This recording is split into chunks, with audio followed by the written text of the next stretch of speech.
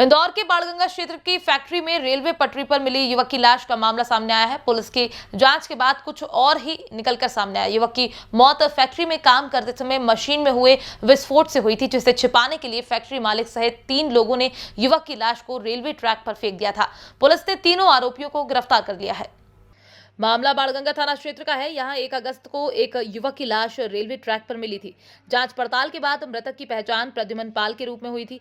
Pradyuman sector D में हरीश चौहान की plastic factory में काम करता था और रोज रात को काम करने जाता था। जब पुलिस ने क्षेत्र के सीसीटीवी और मुखबिर तंत्र को खंगाला तो पता चला कि घटना वाली रात भी प्रद्युमन काम करने गया था। काम के दौरान प्लास्टिक मशीन में विस्फोट हो गया और जिसके बाद उसकी मौत हो गई। इसे छिपाने के लिए फैक्ट्री मालिक हरीश चौहान, उसके लड़के विवेक चौहान और काम करने वाले मजदूर गोपाल ने मृतक प्रद्युमन की लाश को रेलवे ट्रैक पर फेंक दिया था और उसकी साइकिल भी वहीं डालकर घटना को छिपाया था। मामले में पुलिस ने तीनों आरोपियों को गिरफ्तार कर जांच पड़ताल शुरू कर दी है।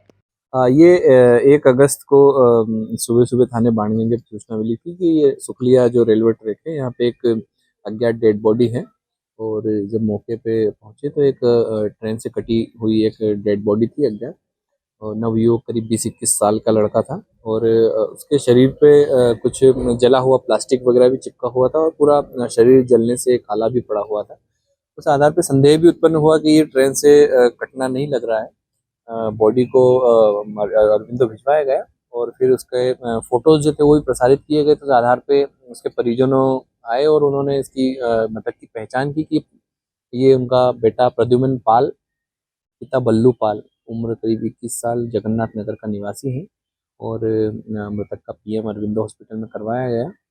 और मृतक के परिजनों ने पूछताछ में बताया कि ये जो प्रद्युमन पाल इनका बेटा था, ये सुखलिया में सेक्टर डी में हरीश चौहान की एक प्लास्टिक पिघला के गट्टे बनाने की फैक्ट्री है, वहाँ काम करने के लिए नाइट शिफ्ट में जाता था।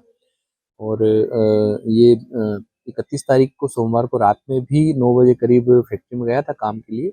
उसके बाद जब ये वापस नहीं आया तो इन्होंने फैक्ट्री मालिक से पूछताछ की तो उन्होंने बताया कि वो तो काम पे आया ही नहीं है। इस आधार पर संदेह उत्पन्न हुआ और इनसे लगातार पूछताछ की गई। मौके पे फैक्ट्री का मौका मुआयना भी किया गया। फैक्ट्री पे वहाँ पे जो प्लास्टिक पिघलाने की जो मशीन है उसमें कुछ जाम वगैरह भी मिला, कुछ अनियमितताएं पाई गई।